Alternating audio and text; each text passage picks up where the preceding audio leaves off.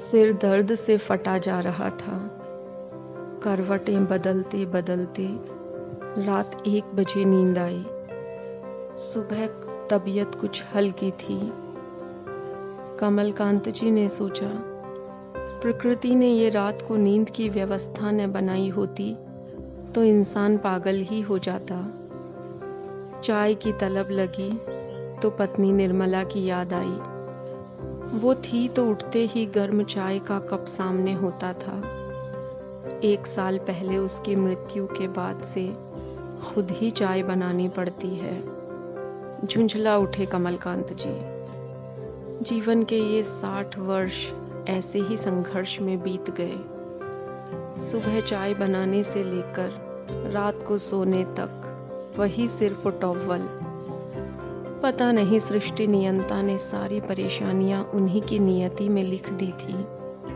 Retirement के बाद सारा समय घर में एकाकी ही गुजरता था। निर्मला थी तो सब संभाल रखा था उसने। रसोई का काम, इतने बड़े घर की साफ सफाई, दोनों के कपड़े व्यवस्थित रखना। घुटने व कमर दर्द की शिकायत रहती थी उसे। उसने कई बार नौकरानी के लिए कहा, पर कमल जी को ये फिजूल खर्ची लगता था। साथ ही ये डर सताता कि कब कौन नौकर के भेष में लुटेरा निकले, इतनी मेहनत से कमाया धन लेकर चंपत हो जाए। इसलिए आज भी वे सारे काम अपने हाथों से ही करते हैं। कच्ची पक्की बनाकर पेट भर लेते हैं। थोड़ा सा बिजनेस क्या जमा। दोनों बेटों सोमेश रमेश ने अपना रंग दिखा दिया। कनाडा सेटल होकर अपने कर्तव्य भूल गए। हर वृद्ध पिता को सहारा चाहिए होता है। फिर ये करोड़ों की संपत्ति भी तो उन्हीं की है। कई दिनों से कमल जी उन दोनों को परिवार सहित भारत लौट आने की कह रहे थे या खुद उनके साथ वहां बसने को राजी थे। कल रात दोनों ने फोन पर 2 टूक शब्दों में कह दिया कि ये दोनों ही बातें संभव नहीं हैं। वे चाहे जिसे अपनी संपत्ति दे, उन्हें 1 पैसा भी नहीं चाहिए। इसलिए कमल जी की पिछली रात ऊहापोह में गुजरी। दोपहर के खाने के बाद जब वे आराम करने लगे तो उनके बचपन से अब तक का समय चलचित्र की तरह उनकी आंखों के समक्ष घूमने लगा। उनके पिता द्वारका प्रसाद जी शहर के माने हुए अनाज व्यापारी थे।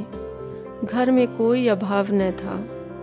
2 बेटे और 2 बेटियों से भरा पूरा परिवार। उनको अच्छी शिक्षा दिलवाई। दान धर्म करने और रिश्तेदारों की आओ भगत में दिल खोल कर खर्चा होता था। माँ तो उनसे भी 2 कदम आगे। कभी ब्राह्मण भोज तो कभी रिश्तेदारों की दावत।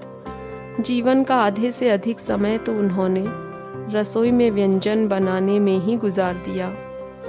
इसी में उन्हें सुख मिलता था। साधु सन्यासी उस घर से भरपूर दक्षिणा से तृप्त होकर जाते थे। माँ के बनाए व्यंजनों का स्वाद कमल जी अब तक नहीं भूले थे। दोनों बहनों व स्वयं कमल जी की शादी में पिताजी ने मुक्त हस्त से खर्च किया। अभी छोटे बेटे आनंद के विवाह की जिम्मेदारी थी, पर अचानक हुए हृदयाघात ने द्वारका प्रसाद जी के प्राण ले लिए। इधर विक्षिप्त सी हुई माँ ने तीर्थवास का संकल्प ले लिया। कमल जी हरिद्वार में एक कमरा दिलवाकर उनके रहने खाने की व्यवस्था कराए। माँ ने तो मानो सारे मोह पर विजय पा ली थी। गंगा स्नान और हरि कीर्तन करते हुए 1 वर्ष में स्वर्ग सिधार गई।